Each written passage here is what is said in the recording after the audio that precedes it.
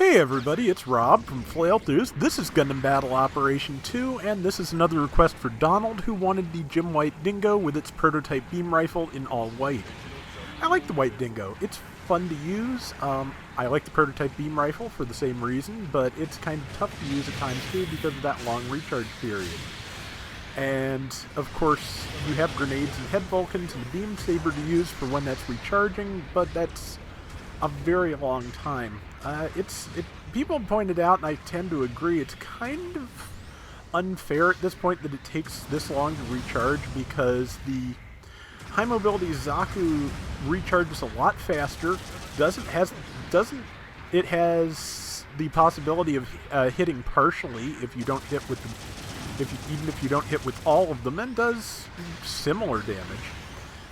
The rifle could really use a little bit of a buff, I think. Just a slightly shorter recharge time would be good, because 6,000 damage with type advantage is not bad, and it was good to get that kill that easily, but yeah, it just really does take a long time to recharge for the amount of damage you can do.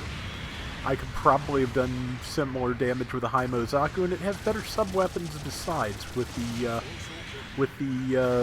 Zaku machine gun in there instead of grenades and Vulcans. Grenades can do a lot of damage, but they can't stun, and they can't do sustained damage. So yeah, high-mo Zaku is kind of similar in its burst damage factor, but it recharges quicker and has better interim options. But all that said, I do enjoy using this even so. There are things that might play similarly that do better, but it's still fun to use. And the reason I am hanging out up on this ledge is because we have got a support up here that's been, firing on the enemy, so we kind of need to keep it alive. So, managed to tag that person's shield real hard, but not kill them. Somebody else got the kill, that's fine. But yeah, so it's an interesting round, this one. I'll tell you in advance, we don't quite win. It kind of falls apart at the end, as they sometimes do, but it went interestingly, and I went in with actually a specific strategy in mind for once, which I'm not currently following, which is stay up on the ledge and keep the support alive. There's somebody else up there doing that at present, so it's not a terrible thing that I'm down here. But the enemy is doing a pretty good job of staying up there and keeping on our support, which is not great, but it's not a bad setup at the moment for us. We're making pretty good points, and I totally lost my train of thought in the middle of that sentence, and you can probably tell. But in my defense, it is 1 a.m. because that is the quietest time of night for me to be recording. That's right, we have 2 supports this round, and that's part of the problem because the enemy has 2 Zaku flippers. That is kind of the thing. They have type advantage, they can attack from a pretty good distance and do decent damage. And they have a good melee attack once they get up on you, so it's not great, but as you can see, I'm going to get up there and I'm probably going to take another pot shot and kill somebody in one hit. Not quite, but close. And grenade, not quite right. Vulcans and the MP gun tank managed to get him. Somebody else is coming up. That's right. They may only have 1 flipper and a gym striker, but they do at least have 2 raids and we have 2 supports, so they've got type advantage just on a team-wide basis, basically. So the good news is our generals, like me, do have advantage against those raids, but yeah, it all comes down to how well can we play keep away. And yeah, the raid is just ignoring me and going straight up the hill after our gun tank. Which again, I'm kind of using the gun tank as bait, which can work. Doesn't always work, but it can work. I've got a rifle shot ready and just took it and killed that flipper again. This striker has given up on the gun tank, and I just went right past it as it tried to melee me, and somebody else got the kill. So yeah, at the beginning part of this, as you can see, we've got a pretty good strategy.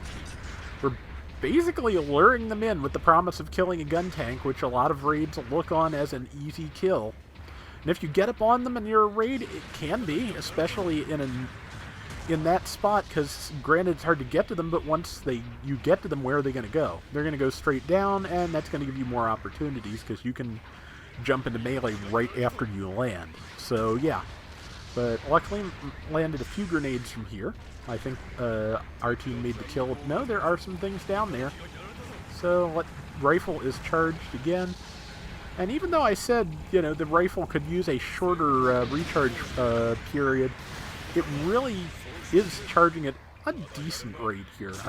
It's charging it at enough of a rate that I don't miss it too much when I don't have it. But of course, again, I kind of got used to using this because I ran about 3-4 rounds in a row with it trying to get a good round. This is the best one I got, and I hope you like it, Donald. Again, not a winner, but just I thought an interesting one because I do end up, you know, I end up defending the gun tank like I've been doing. I end up in interesting one-on-ones with the Zaku flipper a couple of times. There's a lot of decent stuff going on, and the flipper is dead. But once our gun tank stops perching up there, which it has done, things just kind of get bad. I'm not sure where the gun tank is now. Oh, it's on the ground. Yeah, once the gun tank's on the ground, where it's relatively easy for the enemies to get to it, that's when the enemy team starts making up a lot of ground. Because as you can see, well, they just killed the gun tank. They've got the lead now. Yeah, this is kind of where it all starts going downhill because we went down the hill. But as you can see, I can do some good melee damage if I can just reach. Trying to get some swings in around the shield and not knock down my allies. Difficult proposition, but can be done if you're lucky. And stop that person and kills them. And I'm about to take a hit because they do have... I'm not sure if that's a support or just a flipper using a long-range weapon. I think it's an actual support because the flipper I've been fighting has a Zaku bazooka.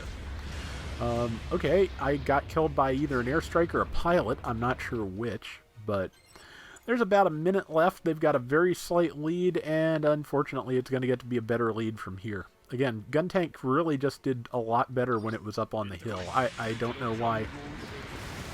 Not sure why the Allied pilot decided it was a good idea to come down in here and engage in pit fighting in a gun tank, but probably got sick of being chased up there while they were trying to fire. But I don't think things are much better on the ground. Enemy team now has an 1100 point range.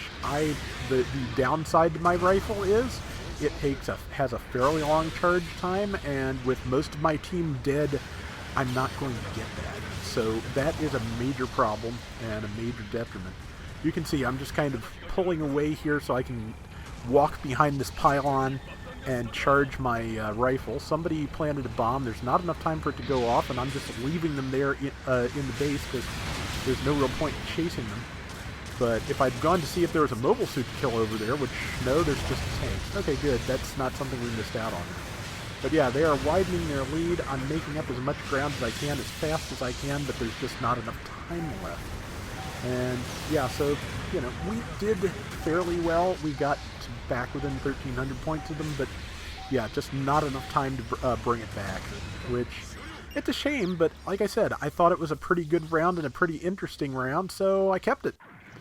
Because, yeah, like I said, we failed, but an interesting failure, and sometimes those are worth seeing too. 2,400 points, 450 assists, 98,000 damage, thanks to the troll rifle. And how many kills? I forget exactly. 6 kills, 2 deaths, which is not bad. So that is going to do it for today's Gundam Battle Operation 2. We will be back soon with more. So till next time, everybody take care and have fun. Later! But yeah, that's... If you get a support, especially a slow-moving support on the Arctic base, and they decide to go up there, just play point guard. You can do really well if they're willing to stay up there. It all depends on what you can work out with your team and what the enemy decides to do. But I really do think if we had stayed up there, we probably would have won it.